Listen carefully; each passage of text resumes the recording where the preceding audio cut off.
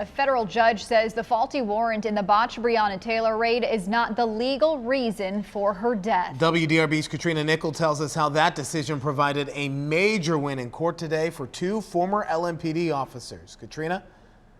Well, that's right, Gil and Fallon. It's laid out in this 33-page court ruling. And what it comes down to is the most serious charges in this case being dismissed.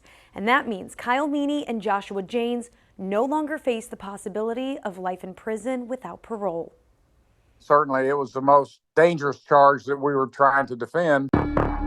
Avoiding life in prison. It is what Judge Charles Simpson's order means for these two officers. Brian Butler represents Meany and says he's pleased with the court's ruling. Jane's attorney, Thomas Clay, agrees. I can tell you that everybody who's involved in the Joshua Janes case was very pleased with the outcome. Kyle Meany and Joshua Janes were federally indicted in 2022. They were not there the night police raided Breonna Taylor's home in March 2020, but they are accused of lying on the warrant that led LMPD to her door and trying to cover it up. Hey, watch the kitchen, watch the kitchen. I got the kitchen, it's clear. That night, Taylor's boyfriend, Kenneth Walker, fired one shot as police knocked down their door. Walker says he thought the couple was being robbed. An officer was shot in the leg. Police fired back, ultimately killing Taylor.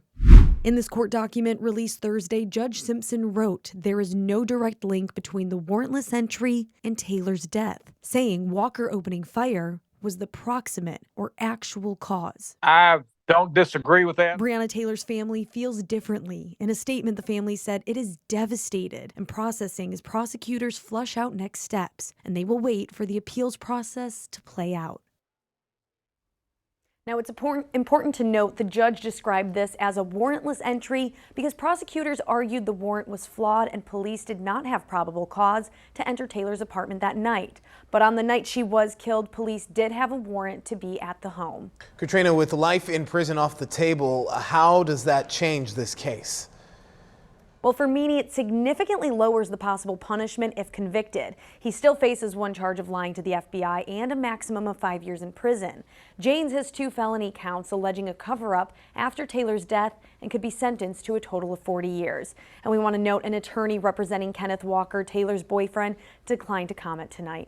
All right, Katrina Nickel, thank you for your reporting.